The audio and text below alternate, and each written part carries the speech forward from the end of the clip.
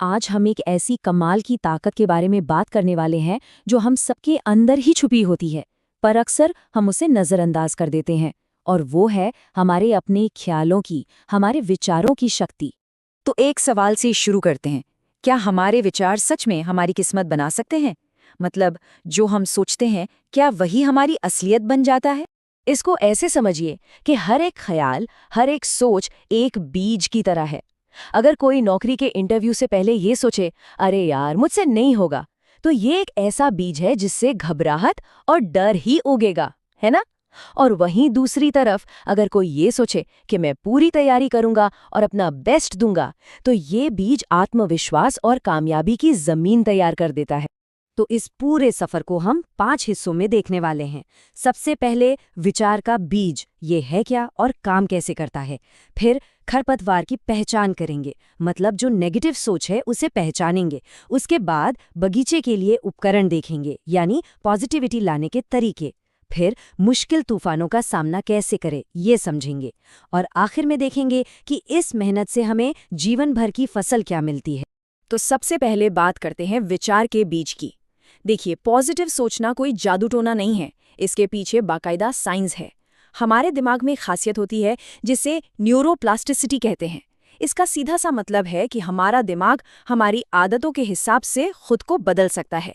तो जब हम बार बार लगातार अच्छा सोचते हैं, तो हम असल में अपने दिमाग के अंदर कामयाबी और खुशी के लिए नए रास्ते, नए हाईवे बना रहे होते हैं। अब आते हैं एक बहुत ही जरूरी बात पर। पहला कदम सिर्फ अच्छा अच्छा सोचना नहीं है।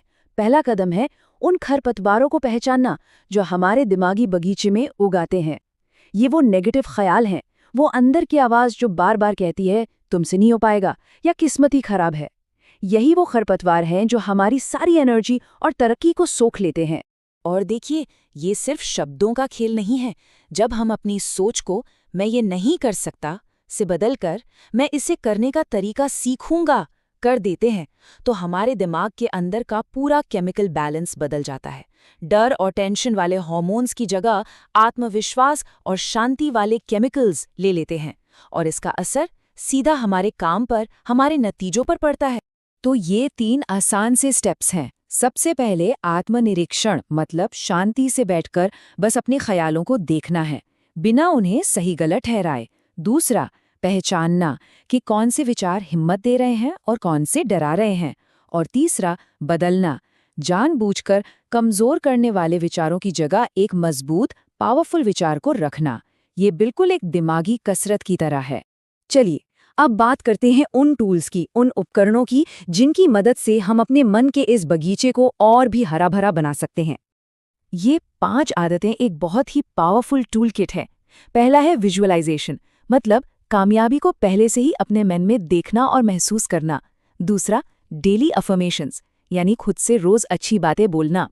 तीसरा, कृतज्ञता या ग्रैटिट्यूड, मतलब जो हमारे पास है उसके लिए शुक्रगुजार होना। चौथा, एक पॉजिटिव माहौल बनाना।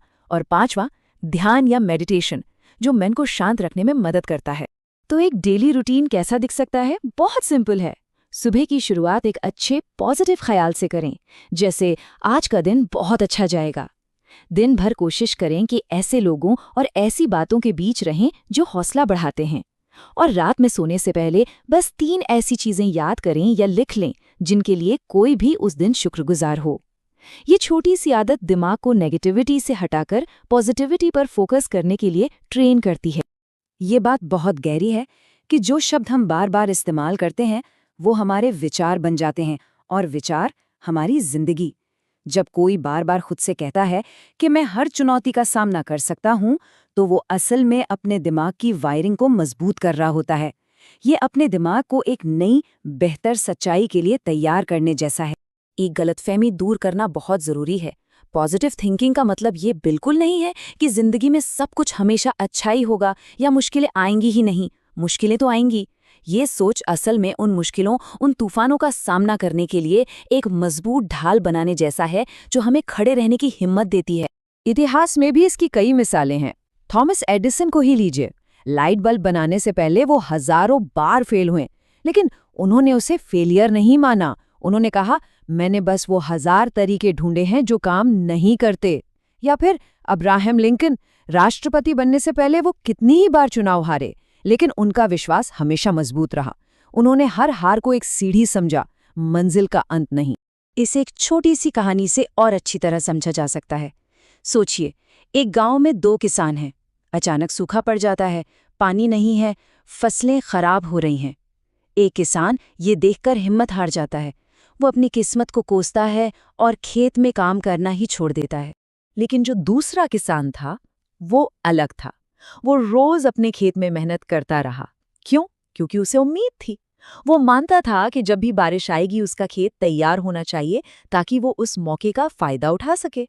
उसकी सोच एक्शन वाली थी, हार मानने वाली नहीं। और फिर जब आखिरकार बारिश आई तो क्या हुआ? सिर्फ दूसरे किसान का खेत ही लहलहाया, पहले वाले का खेत तो बंजर ही रह गया।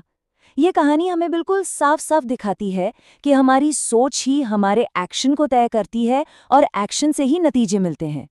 तो सवाल ये है कि अगर कोई अपनी जिंदगी भर इस पॉजिटिव सोच को अपनाए तो उसका इनाम क्या मिलता है, उसकी फसल कैसी होती है? और इसके फायदे वाकई कमाल के हैं, जो जिंदगी के हर पहलू पर असर डालते हैं।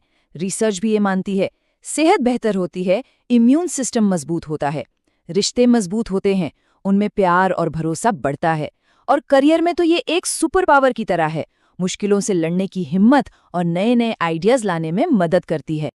लेकिन एक बात हमेशा याद रखनी चाहिए, ये कोई मंजिल नहीं है कि एक बार पहुंच गए और काम खत्म। नहीं, ये तो एक सफर है, एक रोज की प्रैक्टिस है, अपने मन के बगीचे की रोज देखभाल करने जैसा।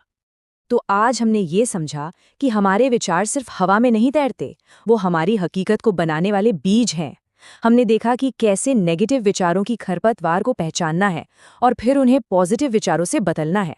तो अब सोचने वाली बात यह है कि आज अपने मन के बगीचे में कौन सा पहला बीज बोया जाए।